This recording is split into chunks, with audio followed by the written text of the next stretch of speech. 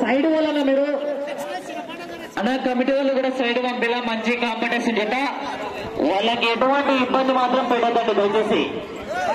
మన గ్రామం అంటే మన పాండ్యం మండలంలోనే మంచి పేరు ప్రఖ్యాతులను పొందినటువంటి ఊరు. దయచేసి ఎలాంటి మాత్రం చెడ్డ పేరు మాత్రం తెప్పదండి. ముందు వస్తున్న గీత ఇదే గ్రామానికి సంబంధించిన గీత అండి.